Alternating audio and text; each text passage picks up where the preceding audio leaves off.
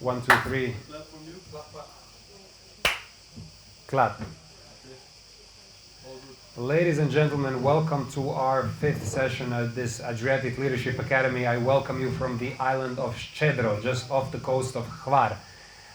This is a wonderful setting for our 2nd session with our dear friend, Mr. Giorgio. I already introduced him in our 1st session. I said a couple of things about his long and illustrious career. But I failed to mention one thing, and this is where I would like to kick off with our 2nd session with Mr. George. Mr. Giorgio also served, and I find this duty quite interesting, and I would like to start by asking a question related to that. Mr. George served as a member of Vatican Council for Economy, so he was appointed there by the Holy Father. And George, let me ask you a question about your experience there, and what were some of the key leadership lessons maybe that you have learned from serving there and maybe directly from the Holy Father that you think could be useful for our audience here today?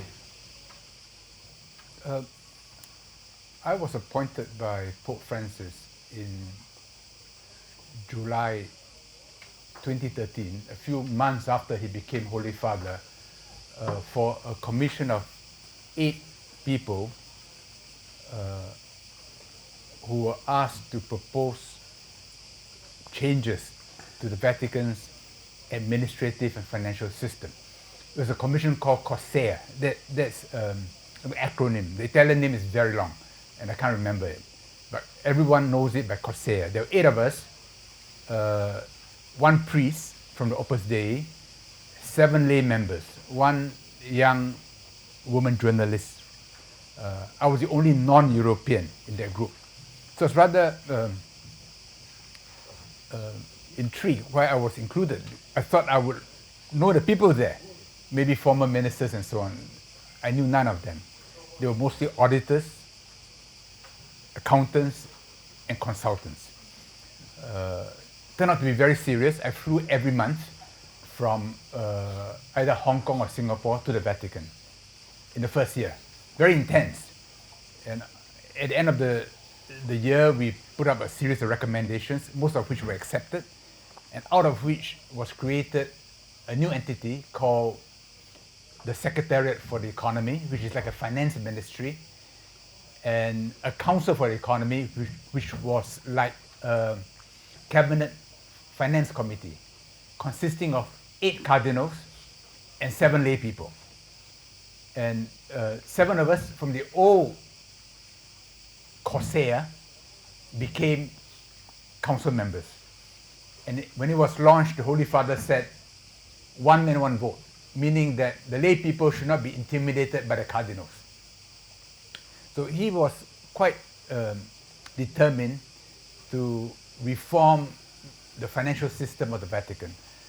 I can't talk about the details, but the result now is there is a budgeting process which with each annual cycle will become more complete, more extensive, and update Vatican procedures which for centuries have been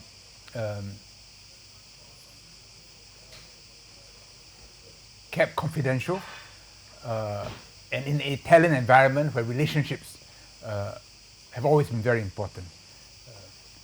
So the curious thing is, why was I included?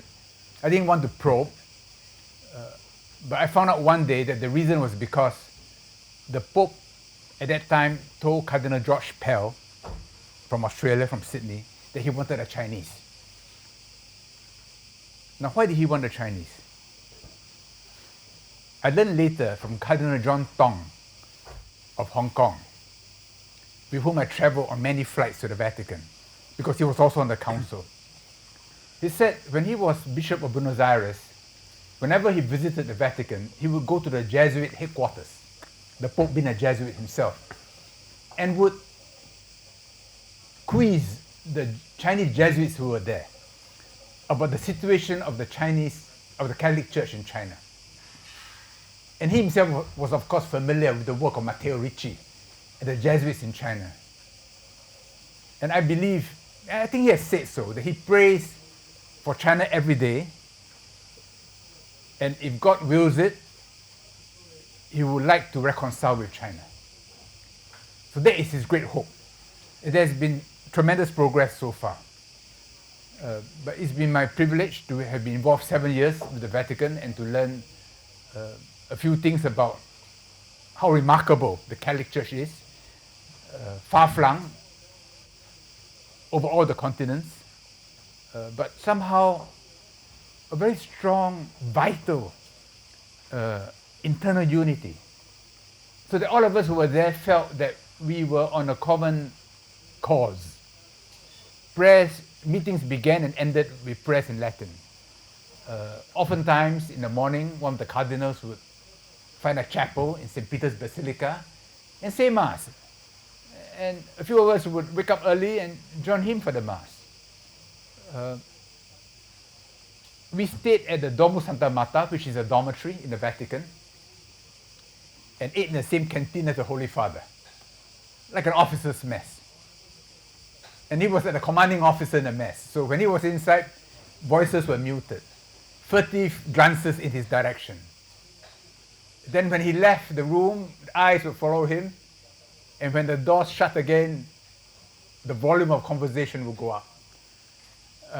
He never dined alone, and he ate the same food. I was told his orange juice, perhaps, was freshly squeezed, whereas ours were from a packet. I do not know whether it's fake news or whether that's true. But in the evenings, he would be at the buffet table with us to collect his food. And I think he is what we see him to be. So one December, I was on my way to India for a Nalanda meeting. And I was in my jeans and backpack. And I came down the lift thinking that I had arrived at the ground floor. But in fact, it stopped at the second floor where the Holy Father had his apartment. So he walked in with an assistant. So I tried to squeeze myself and disappear in a corner and made some mindless comments, about his trip to Central Africa. And I was a bit relieved when he left.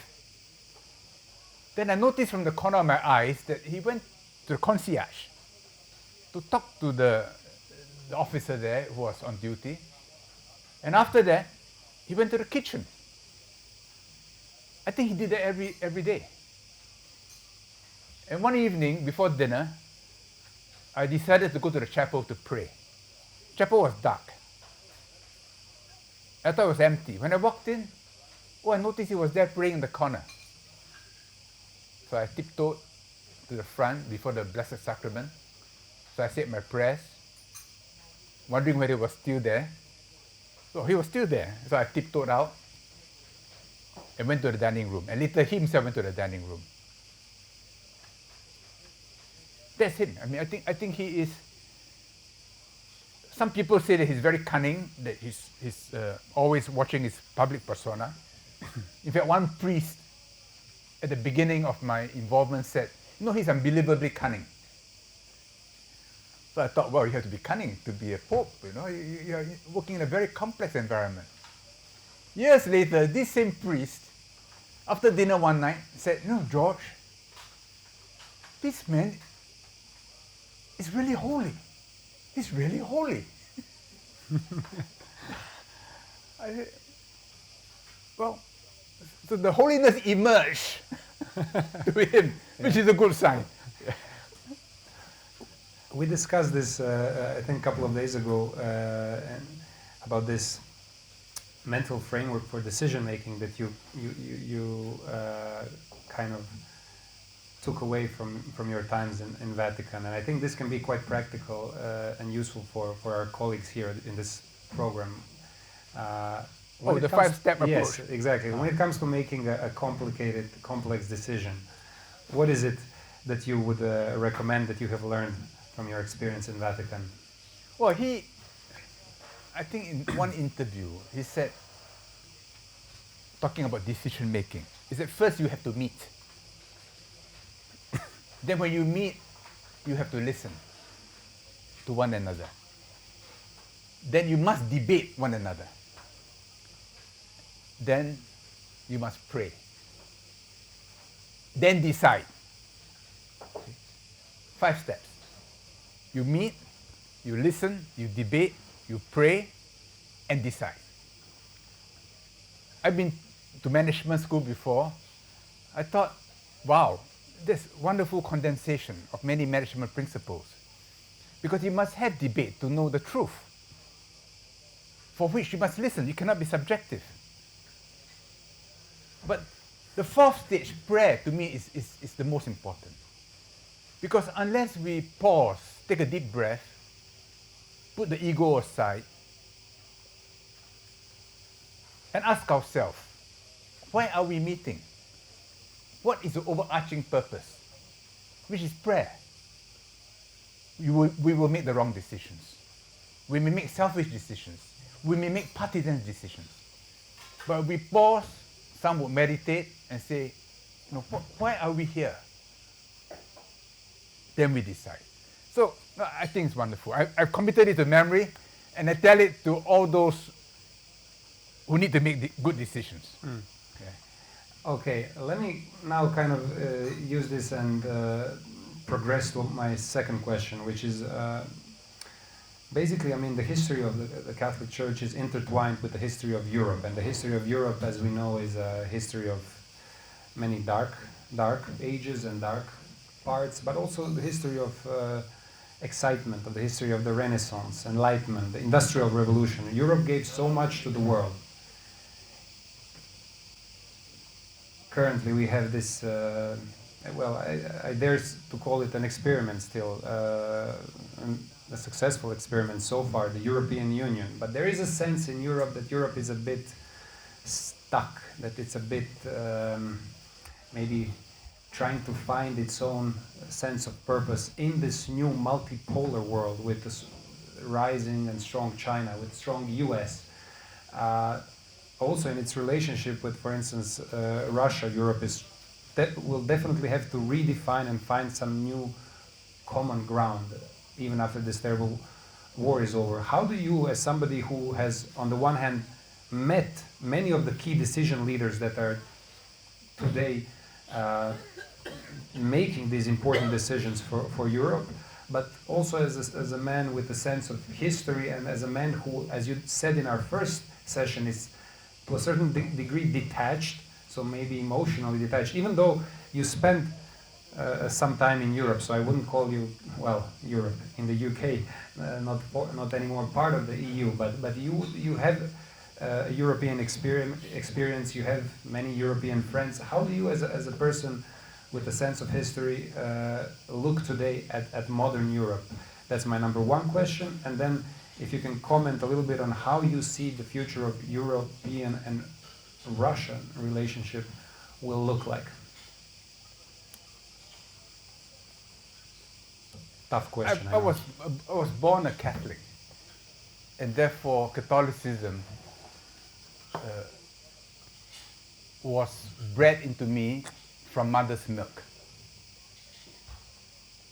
But it was a Catholicism transmitted through the church in Singapore. But somehow, Catholicism has a universal culture. And this is Europe's contribution. I'm going to use some terms which may sound shocking to you. But the greatest multinational the world has ever seen is the Catholic Church. It had Jewish roots. It became Hellenized through Paul of Tarsus. The key issue was circumcision. The Greeks played sports naked.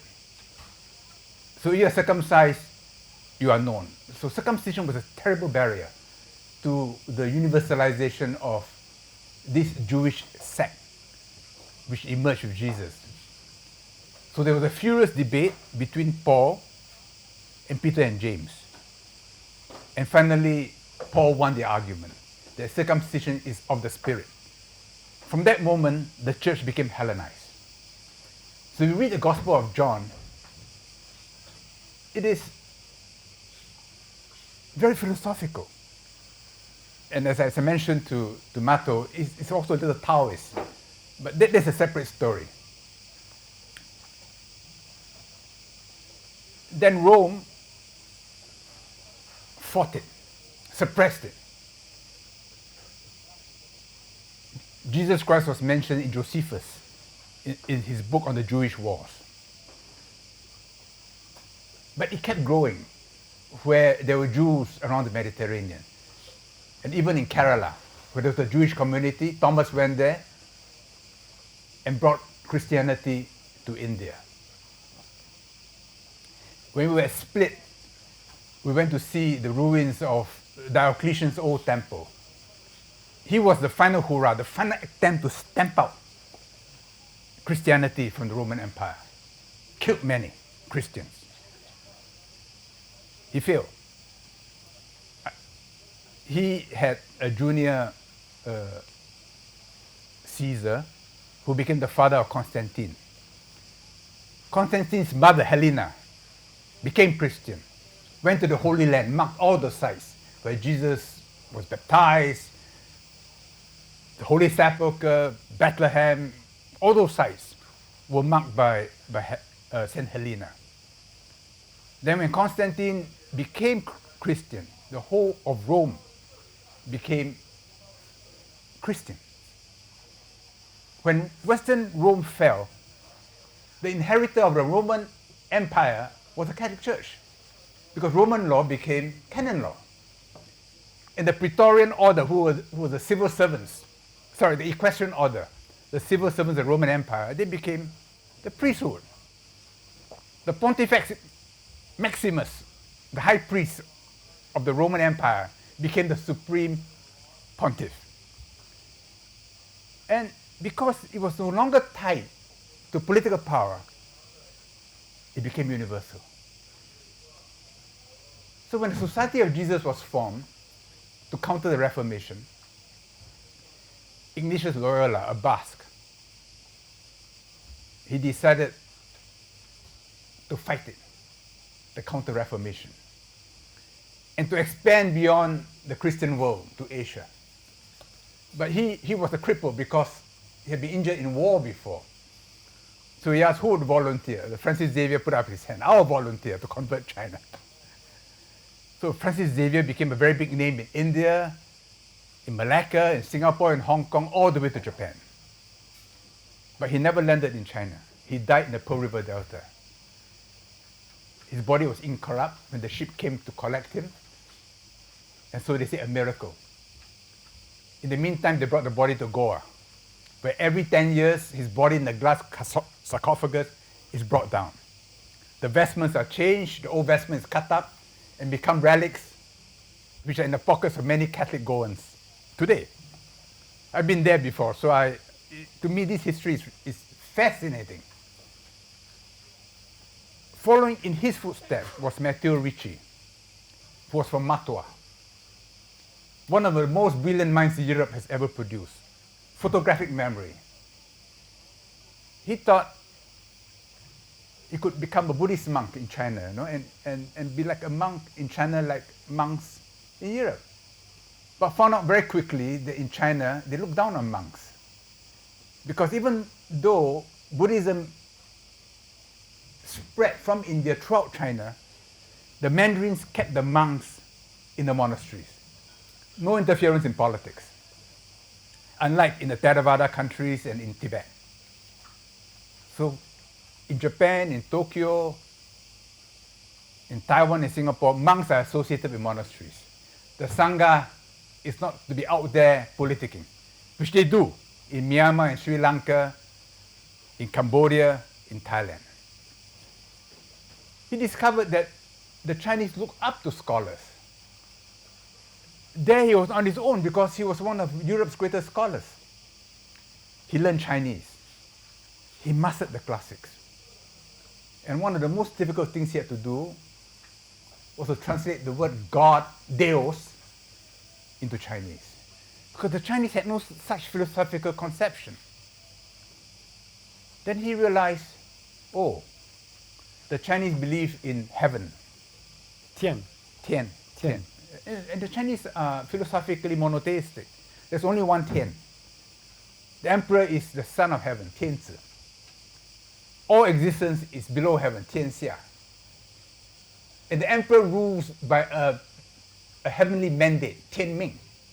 You lose it, you lose your legitimacy. So I said, God is the Lord of heaven, Tianzu. Until today, the Catholic Church in China is translated as the religion of the God of the Lord of heaven. Because Francis Xavier went to Japan, found a local name for a deity, and said that's God. It turned out to be a minor deity. So the Jesuits said, this won't do. We need something more profound. And in the process, he also translated the Chinese classics into Latin. And through the Jesuit channels, it went back to Europe. And during that time, with the Renaissance, Europe was in ferment. And in France, the encyclopedists had to get rid of the whole of the church on men's mind, the Catholic mind. They had to almost remove it. And suddenly they said, look, there is in China a civilization that has morality without religion. We can have morality without religion in France. And that created the philosophical basis through men like Voltaire and Descartes in the French Revolution. And the Chinese also gave to the French examinations, which became very important for the selection of the French elite. And from there to Britain, to India, and so on. But just on a side note there, Yeah. in our previous discussion, you also mentioned this feedback loop between the Chinese and the European Renaissance. How the two things connect. Through paper. Yeah, maybe just a couple of words on that. Paper entered the Islamic world in the 8th century when the Tang army clashed with the Abbasids near the border between Uzbekistan and Tajikistan today, at a place called Talas, in the year 732, if I remember correctly. And according to Muslim records, among the Chinese prisoners were paper makers. So after centuries of secrecy, paper technology leaked out from China. So very rapidly in Bukhara, Samarkand, then Damascus, then Baghdad, paper mills were established, and it transformed Islamic civilization. Then about the year 1000, it reached Cairo. About the year 1002, it reached Maghreb and Muslim Spain. Like the Chinese, the Muslims kept it a secret. At that time, Islamic civilization had far many more books than all of Europe, which were still emerging from the Dark Ages. And they had translated, they knew the Greek classics. So through Spain, the Greek classics re-entered Europe because the northern Italians, always smart as they are in trade, they found out how to make paper. So the first paper mills were in northern Italy. And without that paper technology, the Renaissance could not have begun. So it's a long route, but that's how it came about. Now, after we kind of established this intellectual framework, let us get back to today and to the point where Europe is today, especially with respect to the war that's happening in Ukraine and the very complicated relationship that Europe today has with Russia. Having said everything that you said and knowing some of the actors in this story, how does it look to you from far away from Singapore? How do you see this moments in European history? And where do you see things going next? When the Jesuits went to China, they didn't have weapons. So they had to persuade, they had to convince intellectually, by words, by thought, by example. When the Europeans arrived in Asia, in India, in Southeast Asia, in China, they came with cannons, with gunboats. So I no longer have to persuade, I have force. So the missionaries who went to China and India, they were persuasive because behind them were guns. China at the time, Qing dynasty, the British sent Lord Macartney, 1793, to the court of Qianlong, when the Qing dynasty was at its peak. And with a letter from George III, the Chinese said, we're not interested.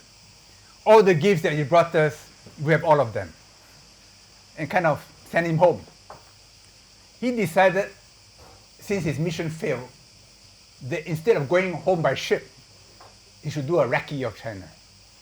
So from Beijing, he went down the Grand Canal, kept careful records, all of which were valuable to the British when the Opium War broke out, because they had intelligence about China and its military deployments. Why did the Qing dynasty collapse? Because it was conceited.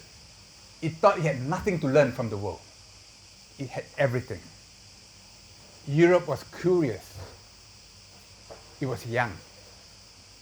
When you are old, you think you know everything. You're wise. You've seen it all before. Before someone can complete his sentence, I've already formed a conclusion. That's a sure sign of arteriosclerosis and age. The young, look at Diva. All the time, listening, watching, curious, is a sign of youth. The Jesuits were full of curiosity, so they expanded. China is still curious about the world. I went to Iceland. They sent so many delegations to Iceland. The Icelandic leaders were wondering why they're so interested in Iceland, They told me about it. So I quickly studied the globe. Maybe that's where the ICBM would have to fly over between China and the US. But they were interested in the Helsinki, in democracy. They are less curious now because they become successful. Europe, I fear, is aging because it believes that it's got universal values, that it is the light to the world. It no longer has to learn. Everywhere it goes, it teaches. No, these are wrong values. These are not universal. You should do this, you should not do that. Instead of saying, meet, listen, debate, pray. They've cut short everything. Now they decide. Very interesting view, very interesting view. There is and that's how Europe is shooting Russia. Yeah.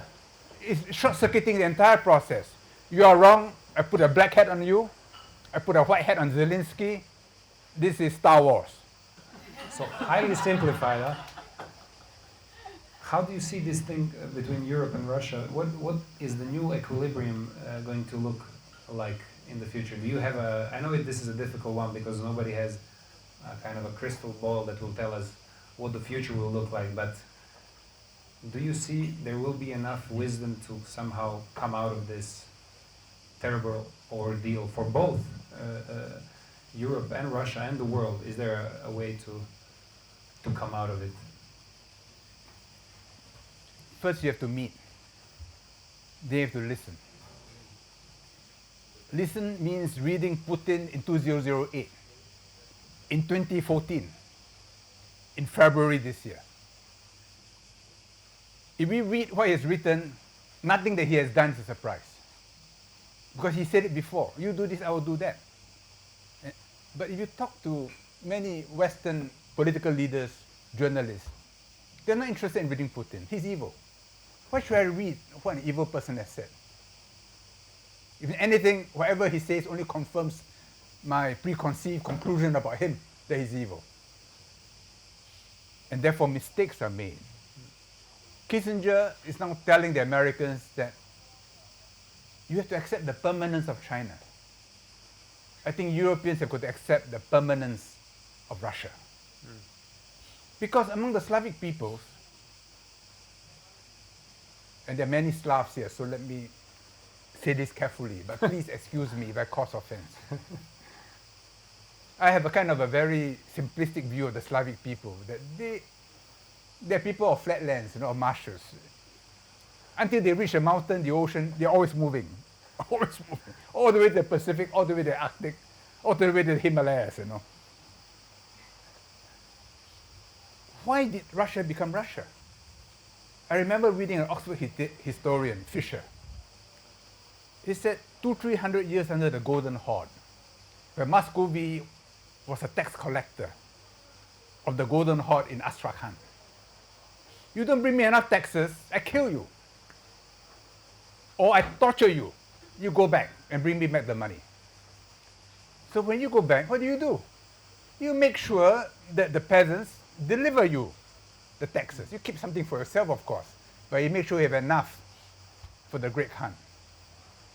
This has created in the Russian people a hardness a toughness, which the Slavic peoples of the West and of the South do not have. So because of COVID, I had a chance to read War and Peace, finally, So Napoleon, after Borodino, went to Moscow. Moscow had been evacuated. And for reasons still not clear, it burned after that. Maybe the French did it, maybe it happened naturally. In a year and a half, Tsar Alexander was in Paris.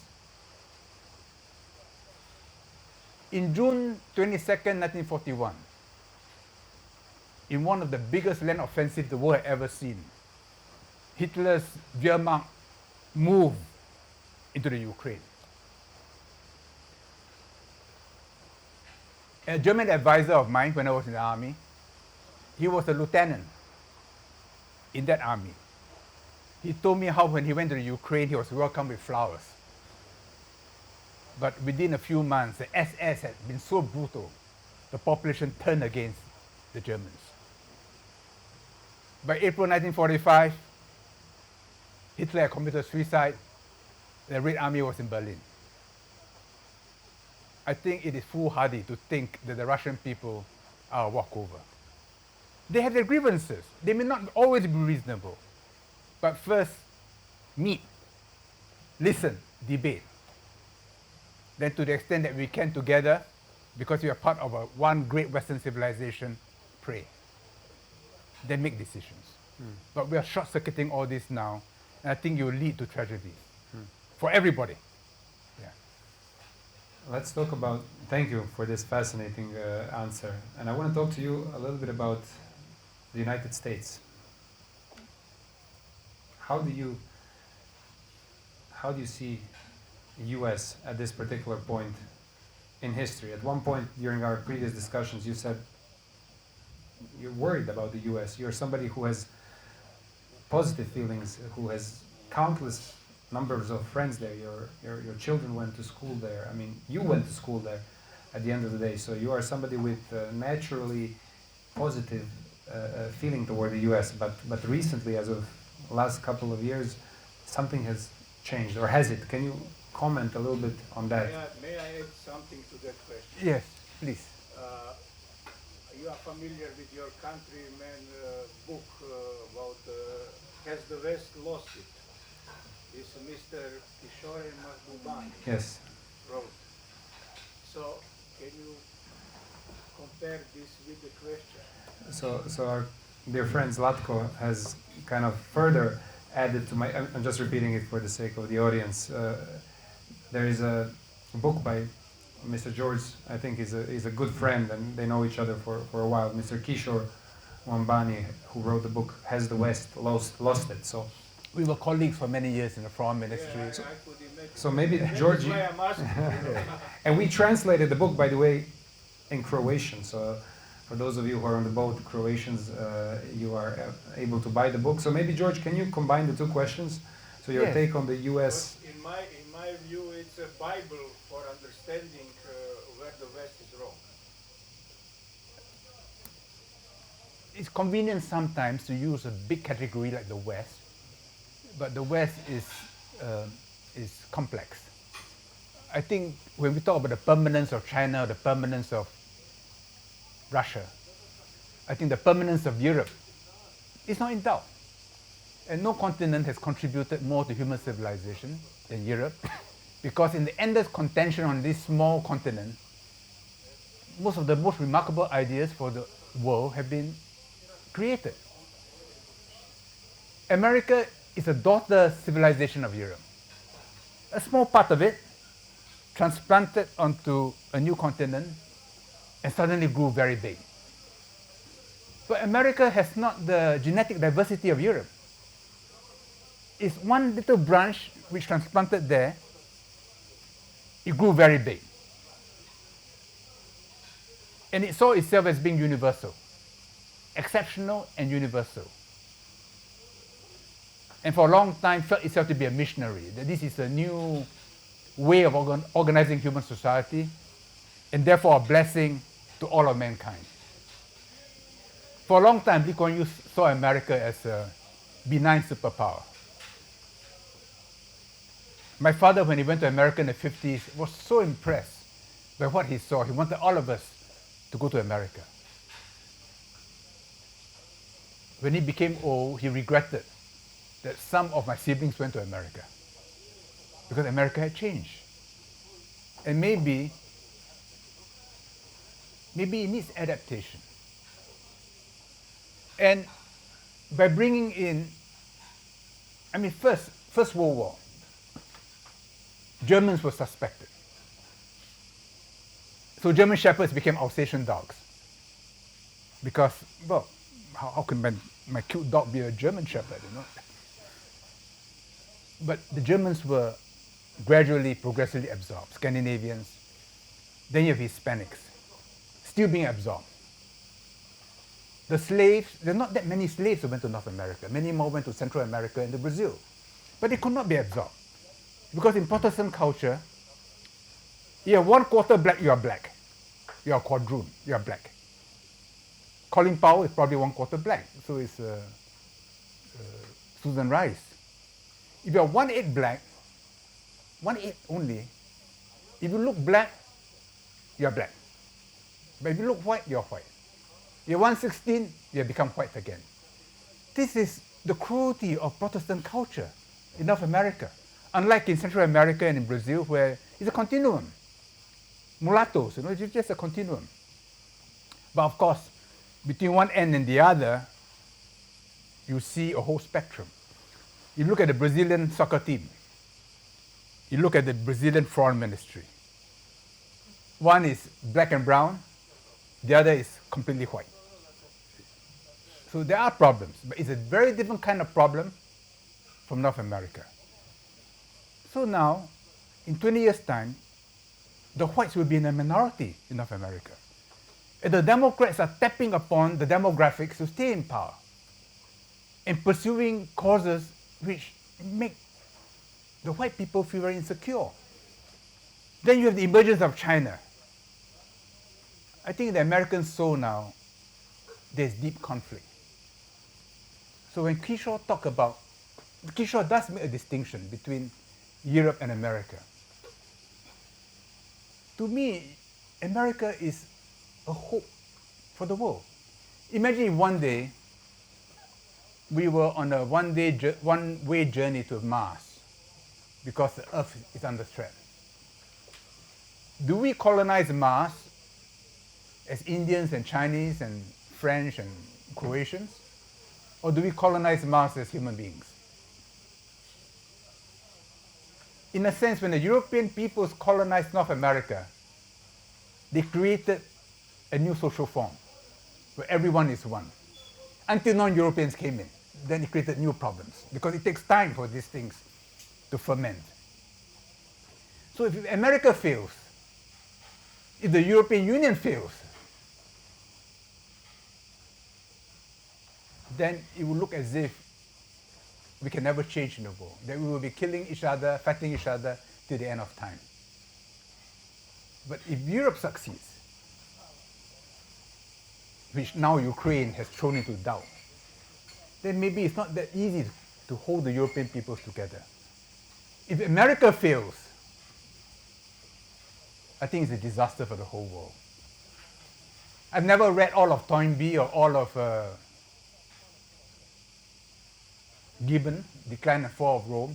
I've read summaries. Both saw the decline of Rome not in the Visigoths and the Franks, the decline always begins inside.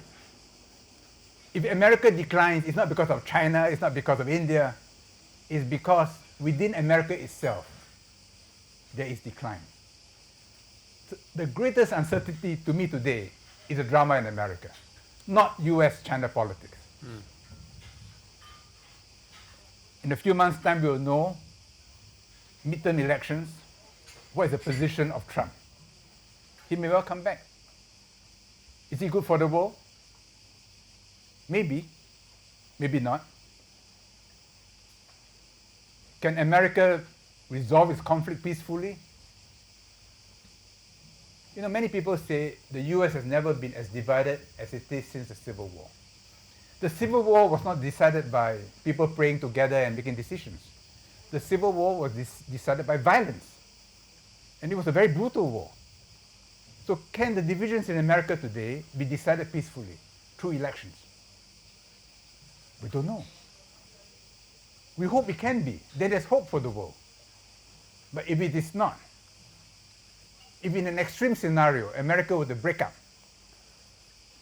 because Texas decides, Florida decides that they won't have all this thing going on. Trump said, there are only two genders, male and female.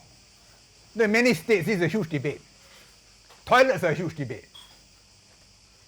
Well, large part of America thinks this is rubbish. But for the other half of America, this is dead serious. How do you reconcile? Is it reconcilable? The US Constitution, written more than 200 years ago. Strict interpretation or loose interpretation. They swear loyalty to the Constitution, not to a king, not to a monarch, not to a constitutional president, to a piece of paper. So when the current Supreme Court overturned Roe and Wade, they said abortion was never defined in the US Constitution. So therefore, it has to be interpreted by the states. But guns are in the US Constitution. Therefore, the states have no flexibility. Well, can a piece of paper written over 200 years ago, which is difficult to amend, provide, like the Bible or the Quran, a complete set of rules, or meta rules, for human society? So let's see. I mean, but we all have a stake in that drama. If the US fails, the impact on the world will be greater than that of the Qing dynasty collapsing, or the Soviet Union collapsing, or the Ottomans collapsing. We will be feeling its consequences for decades to come. Thank you very much for this, another very interesting view and answer. And I want to ask you one more question, because we discussed China throughout our sessions. We discussed Europe, US, talked a little bit about Russia. I would like to kind of pick your brain a little bit on part of the world that has historically been very volatile, and currently a lot of interesting processes and changes are happening. And I want to talk about Middle East and get your sense on how you view Middle East and what you see as some of the key changes, key processes happening in the region, and what the repercussion of those processes might be.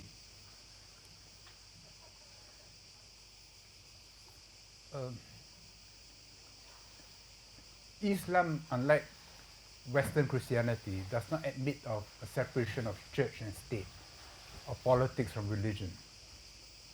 And I don't believe Islamic society has found a clear way forward into the future. If you allow the religious leaders primacy, then you get a situation like the Brotherhood, which a lot of people thought would be a way to the future for Egypt, but it led to grief. At one point, Morsi asked for Singapore's help. Philip Yeo, a dear friend, was asked. He asked me. I said, help. Because if Egypt succeeds, it's for the entire Islamic world. It failed. The army came back. In the Gulf states, the only way to control the mullahs is through the sultans, the kings and emirs. It's the same in Malaysia, it's the same in Brunei. You have two other models, because in Islam there are always three poles. The Turkish pole, which affects all of us here, the Iranian pole, which is Shiite, and the Arab pole, which has its center in Al-Azhar in Cairo. So Ataturk took Turkey on a European trajectory. It reached its limit, and Erdogan is bringing it back. Has Erdogan a way into the future? A democratic sultan? I'm not sure. Turkey is an experiment. I don't think it will ever join Europe. And if you watch the behavior of Turkey, it's behaving increasingly like the way the Ottomans used to behave, which is its history. And they have the cunning, the statecraft to do it. I mean, watch Erdogan, the way he deals with Putin, he deals with Iran, with the West. He's very sophisticated.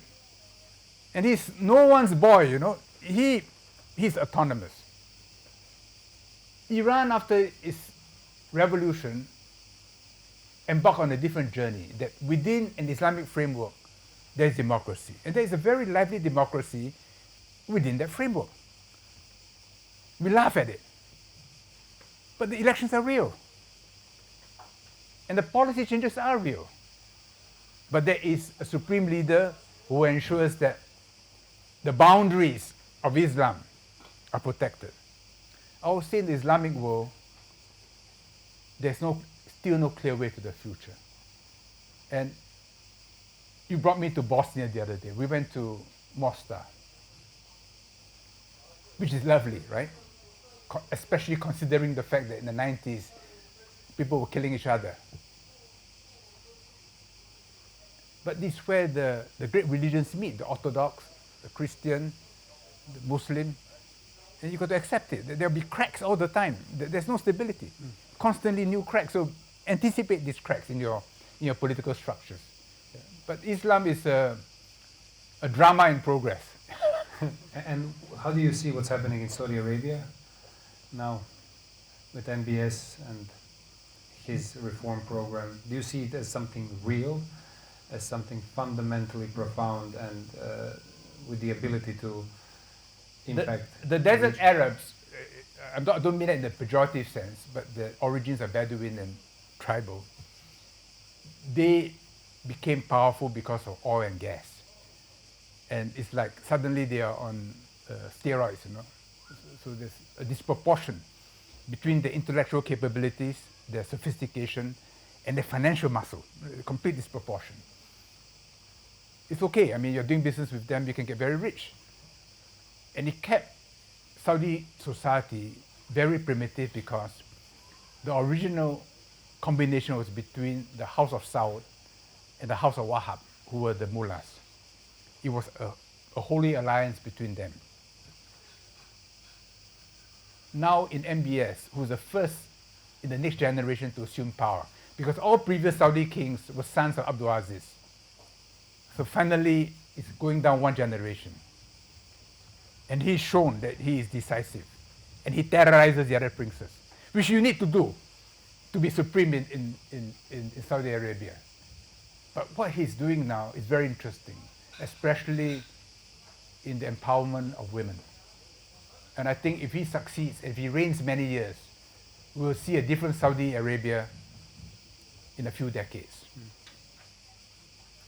But if you look ahead and say, okay, at best, Saudi Arabia becomes like a UAE. Is there a way to the future? I'm not sure. Yeah. George, absolutely fascinating, and thank you for this masterclass that we have received. Let's give him a warm applause for this one. Thank you. We might have time for maybe one maximum two questions because we're out of time. So if does anybody want to take the opportunity ask a question? It was very comprehensive. So Filippo, yes.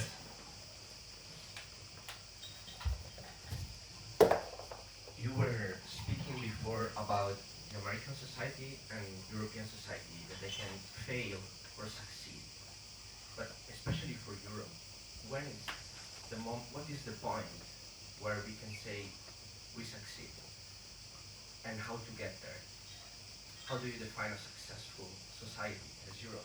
You said we can fail or we can win, but when we can say we win, what's the goal? When we become like diva again, when we are curious about the world, My lovely daughter. and when we meet the Chinese or the Indians and say, look, oh, why are you what you are? Instead of immediately judging you and giving you a mark, but saying, look, oh, this looks strange, but maybe there's a reason for it. Let's go deeper. And then a sense of wonder that there are different ways of organizing human society and seeing the good in others. Then in the process, a chemistry will begin, which will transform Europe itself. It's worrying because I was talking to Duro about Yugoslavia under Tito, which developed real capabilities because you had to survive against a Soviet Union with which you are ideologically connected, but which is a threat to you. But at the same time, the West, who, if they manipulated you, would ensure that the Red Army would come down here. So we developed capabilities. So you could build submarines, you could build torpedo boats, you had all kinds of capabilities. So now you have the Euro, you have Schengen, you have wonderful tourism, and you're reducing a society to hotel keepers, restaurateurs, boat crews. You need capabilities as a people. And this sense of security by being in Europe, to me, can be a very dangerous thing because it makes us intellectually lazy, and say, look, there are deep skills that you've got to master. You've got to understand the cosmos. You've got to study physics. You've got to do the hard things. But how do you do it? Absolutely. Peng, last question. Go ahead. Would you say that America provided this security architecture for the world to conduct finance and trade, and it's provided a lasting peace? And now let's talk about multipolarity. Right? How do we build multilateral institutions in a non-American context? Wouldn't it be one tribe with another tribe with another tribe? And how do we universalize such a model onto itself? So just for the sake of everybody, the question was about multipolarity after a long period of American-led world order. How do we build these new multipolar institutions? Is it through security? Is it through security, economy? What's your take on that, George? Most of human history is multipolar. Yes. We were not divided into islands. There were powers and there were connections. So you look at, say, the Venetians. The Venetians had their network in the Mediterranean, where they were naval power, to the Levant, all the way to the Malabar coast. So the Chinese met the Venetians at many points, all the way to the Red Sea, maybe even beyond. Marco Polo went to China. If you look at the Baltics, the Germans had the Hansa. I took an interest in it because there is it's analogous to the WTO. So I went to Lübeck because Lübeck was where the ultimate trade tribunal was held for the Hansa. I was in Bergen, in Hamburg, and to me it's fascinating. But it was German. Venice had a relationship with the Hansa. The Swedes, who had their own network, had a working relationship with the Hansa. So did the merchants of London. See? So you have many networks which interconnect, which take part in wars, which sometimes benefit from wars, but all the time shifting and adjusting, relying on internal networks of trust. So in a multipolar world, the most important factor is trust. Do I trust you? If I trust you, I don't need a document. Davos said about his experience in Russia, I know you'll keep your word. If you can do that, You don't need blockchains. So you look at the diamond trade, mostly controlled by Jews, but the subgroup of Jains in India, they are now a big player in that trade. The Chinese are now buying diamonds by the bags, so they're muscling into that trade. But you don't keep your word once, your entire family is ostracized. Finish. You will never be trusted again. Not your children, not your grandchildren. So as the world becomes multipolar, I think it's useful to look at the deep networks of trust. It can be Chinese, can be Lebanese, can be Parsi, but they will become more important because they're all arbitrageurs between the poles. And because the polarity is constantly shifting, the opportunities are constantly shifting. So we are in this world today. It's very interesting for small countries, for city-states, for companies, how we move in this world. Unfortunately, we're out of time, but again, I want to thank you for this amazing discussion. Thank you very much. And thank you for your wonderful questions, and please enjoy the rest of your day. We're about to have some great time. Thank you all. Thank you. Thank you.